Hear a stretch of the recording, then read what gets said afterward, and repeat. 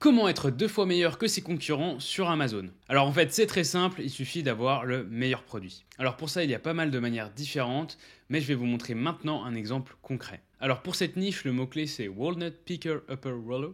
Donc si vous comprenez bien, c'est un outil pour ramasser des noix, plein de noix. C'est beaucoup de Et je vais vous noix, montrer comment un ça! nouveau produit est arrivé et a rattrapé tous ses concurrents pour devenir le best-seller de sa catégorie. Donc si on regarde ce produit-ci, on peut voir que ça a été un des premiers à se lancer car le listing a été créé en 2020. Pareil un petit peu plus bas, si on regarde celui-ci qui a été lancé en 2021, c'est un produit à peu près classique. Et c'était donc les 2 premiers sur le marché. Ensuite, on peut voir que celui-ci, qui est arrivé un petit peu après, en 2021, pour se différencier, il s'est dit tiens, on va ajouter un sac pour pouvoir collecter les noix, les balles, ou enfin ce qu'on met dedans en fait. Et donc ça permet de créer une offre pour se différencier de ses concurrents. Donc on ajoute un produit complémentaire pour se différencier, donc ça peut être un sac, ça peut être un e-book, ça peut être pas mal de choses au final. Mais le but c'est d'avoir une offre qui soit meilleure que ses concurrents pour un prix similaire ou plus élevé si on décide de se positionner comme un produit haut de gamme. Et ensuite, si on regarde celui-ci qui arrive en 2022, on peut voir qu'il a décidé de se différencier par une innovation technique.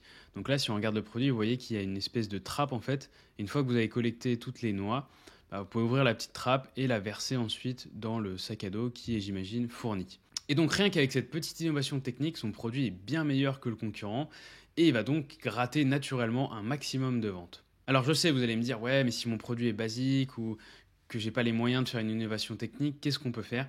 On peut aussi jouer sur le design. Donc là, on peut voir qu'ils ont fait quand même un petit effort au niveau du design pour avoir quelque chose avec un peu plus de couleurs, un peu plus joli, plus esthétique. Et ça, c'est aussi quelque chose que vous pouvez faire. Si vous avez les moyens, je vous conseille de vous tourner vers un designer produit afin d'avoir quelque chose de vraiment qualitatif et qui soit vraiment réfléchi. Et sinon, vous pouvez le faire vous-même en dessinant et ensuite aller demander à quelqu'un de vous faire les plans et transmettre tout ça à votre fabricant. Donc vous voyez, pour vous différencier, vous avez 3 axes majeurs qui est 1. Créer une offre qui soit différente de celle des concurrents. 2. Avoir une innovation technique qui soit suffisamment pertinente pour gratter des ventes à tous les autres. Et 3. Avoir un design qui soit plus sexy, plus sympa ou plus fonctionnel pour encore une fois être différent et gratter un maximum de ventes à vos concurrents.